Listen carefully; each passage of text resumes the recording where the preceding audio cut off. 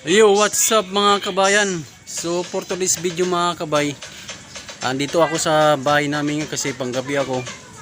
Tapos ngayon yung ano natin ngayon, topic ngayon mga kabay, is pakita ko sa inyo yung mga naipundar ko mga manok, tsaka yung mga pato. Dahil bumili ako ng mga kahayupan mga kabay kasi maganda kasi mag ano dito mag alaga ng mga hayop kasi maluwang yung harapan mo, tsaka ano ano siya, parang nakakawala sa stress yung pag may alaga ka mga kabay ng mga ano hayop. Ito pakita ko sa inyo mga kabay, ito yung lugar namin dito. Ayan si Commander ayan. Tapos yung tricycle. Tapos ito yung lugar dito mga kabay ano. Kaya maganda dito mga kabay alagaan. Ayan yung isa kong manok ko, ayan oh. Tapos ito naman isa kong manok. Ayan. Ayan. Panabong yan mga kabay. Tapos ito naman yung ano gawin kong kulungan kasi meron akong babae na Texas na manok. Iparis ko dito para dumami mga kabay. Tapos ito yung kulungan na yan, hindi pa siya tapos kasi kulang sa mga ano, kulang pa sa materialis sa kahoy. Saka ito naman isa kong ano, kulungan. Dito sila nag-ano, dito ko nilagay yung dalawang manok. Tapos ngayon, ito naman yung ano, yung pato. Itong pato mga kabay, itong babae na to, yan. Dati na yan dun sa ano, dinala namin dito. Tapos ngayon bumili kong isang barako para may kapari siya ito. Yan, barako na yan. Binili ko ng ano yan, nasa 500. Tapos ngayon, kasi pag gusto kasi dumami itong mga kabay, yung ano, pato. Yung mga nakarang araw, tatlong beses na to na kastahan yung babae. Tapos para maganda kasi mga kabay, magkaroon ng ano, maraming alaga ka, mga kahayupan, kasi nakakawalang stress. Habang nagano ka, nagpapakain, tinitingnan mo sila. Tapos ano, ito rin mga ipakita ko sa inyo yung ano, binigay sa akin doon sa trabaho ko. Ano, dalawang manok na pares, pero ano siya, bantam. Tara, tingnan natin doon. Pakita ko sa inyo yung bantam binigay doon sa trabaho. Ito mga kabay oh. Ito mga kabay yung bantam. Ayan, nangitlog na siya, yung itlog niya oh. Dalawa pala yung itlog niya. Ayan siya oh, puti. Tsaka yung ano, asawa niya yung babae. Yan ang binigay sa akin. Kaya masarap mag-alaga mga kabay ng ano, mga hayop, mga manok, kasi nakakawala ng stress mga kabay. Although hindi ka naman na-stress, pero nakaka-refresh siya ng ano, wala kang iniisip, kumbaga nakapokus ka lang sa mga kahayupan mo. Tapos nung nakaraan din mga kabay, binigyan ako ng ano, hybrid na pusa, kulay brown, ano siya, kapon. Malaking pusa mga kabay, binigay doon sa trabaho ko. Bali dalawa siya, mag-asawa.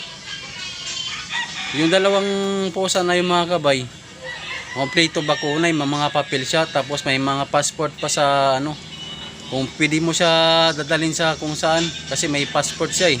Tsaka may papel siya sa ano, mga bakuna. Tapos ngayon, nung binigay na sa akin, madaling araw binigay sa akin yun, nakita ng kasama ko. Pagbukas ko, nakawala yung babae. Ang ganda pa naman ng babae mga kabay, yung ganda ng ano, babaeng pusa. Hindi naman namin nahuli kasi bumalik doon sa bahay. Kasi mayari, hindi na bumalik. Hanggang sa naging wild na ngayon, siya mga kabay, hindi na siya malapitan kasi lumalaban. Pero ang naiwan na lang sa akin yung kulay brown na ano, lalaki. Sobrang bait mga kabay kasi pagdala ko dito sa bahay namin, ano siya, binitawan. Nasa loob lang. Tapos malambing kasi yung ulo niya, naglalambing-lambing siya.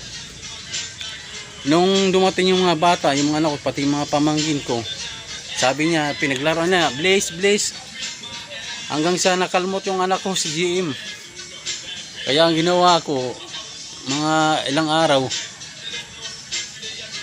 nag-isip-isip ko na, bigay ko na lang sa kumpare ko, doon sa kasama ko sa trabaho.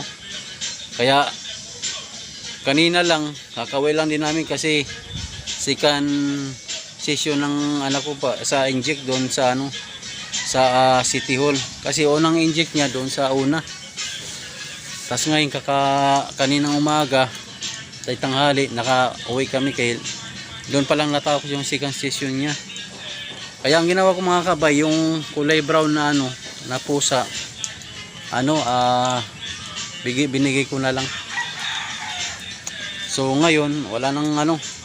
Tapos ito, ipakikita ko rin sa inyo yung aso namin mga kabay. Dahil sila yung bantay namin dito pagdating ng gabi. Kasi yung mga aso namin, kahit na dadaan ka lang, tinatahol nila, alerto sila. Ito yung aso namin mga kabay. Doon to galing sa Anunas. Si Brownie. Brownie, pangalan niya Brownie. Ayun si Brownie. Ito naman, ayan, iwan ko ano pangalan nila. Binigay naman to sa ano pa na ito? Blacky daw, pero hindi naman black, kulay black. Galing naman to sa ano, trabaho mga kabay. Binigay sa akin. Ay binigay sa kasama ko, tapos binigay din sa akin. Tapos yung isa, si Joey, asan eh? May kagid na yun eh. Panay ano na lang yun, kalkal sa katawan niya. Asan na si Joey? Ayan, ito, yan. Ito si Joey mga kabay, malaking aso. Kaso nga lang, may ano siya, may kagid. Tingnan mo yung tinga. Joey! Joey! May gali siya, tingnan o. Ayan o, yung tinga niya dito. Ayan o. Ayan o, yan. Yan o. Tapos ito yung manok kong babae mga kabay, may lahi yan. Ayan o, tingnan mo yung ulo. Sobrang talas, sobrang talim. Kaya yun lang mga kabay. Ano ko lang yung ano, pinakilala ko lang sa inyo yung mga kahayupan ko dito, yung alaga ko. Tapos dito kami lagi nagtatambay mga kabay dito. Kasi meron siyang luna dito. Luna.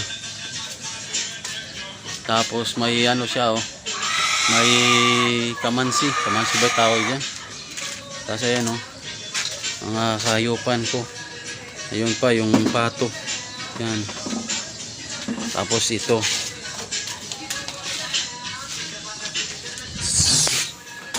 So mga kabay, ngayong araw pakainin natin yung panabong kong manok. Tara.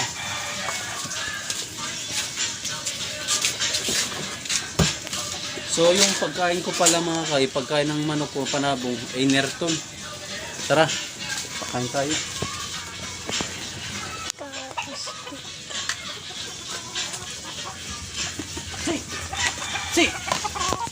Yan ang para sa inyo to.